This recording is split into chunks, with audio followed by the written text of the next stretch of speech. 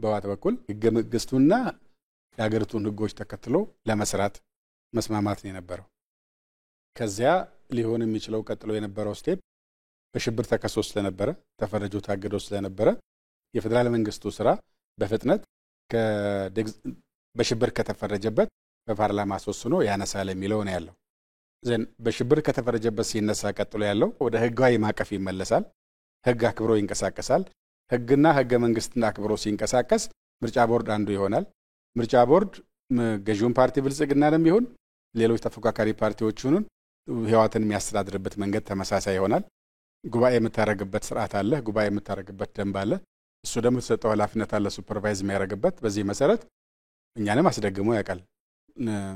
ራሳቸው ተገኝተው ምርጫ ቦርድ ሰዎች በታዘቡበት መንገድ እኛ ይሄንበት መንገድ የወጣ ገባነት አለው በሚል ባመኑባቸው ጉዳዮች ምክንያት ብልጽግናም ጉባኤ እንዲያረግ እንዲደግም የተገደደበት ሁኔታዎች አሉና ምርጫ ቦርድ በራሱ ህግ መሰረት ይሰራል። አስፈጻሚው ያደረገው ከህወሓት ጋራ ውይይት በማድረግ ከተፈረጀበት ከህገ ወጥነት ወደ ህግ እንዲመለስ የሚያረጋውን እርምጃ መውሰድ ነበር። እሱን ለፓርላማ ቀርቦ ወስዷል።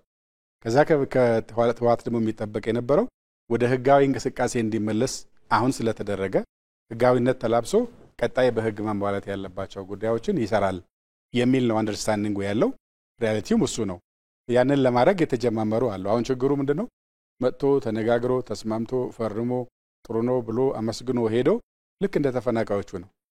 እዛ ሲሄድ ደግሞ ልክ አይደለም ሲባል ኦኬ ልክ አልነበርኩም እንዴ ብሎ ይቅርታ እንደመጠየቅ ወይም አልገባኝም ነበር በዚህ መንገድ ስለዚህ ሞክረው እንደማለት ልክ እንደ ተካደሰውና ጉዳዩን እንደማያቀው ሰው እንዳድስ ሆኖ የመከራከር ነገር ነው አንዱ ፈተና የሚያበዛው እዛ አካባቢ። እንግዲህ አዛዡ ብዙ ነው የሚመስለኝ።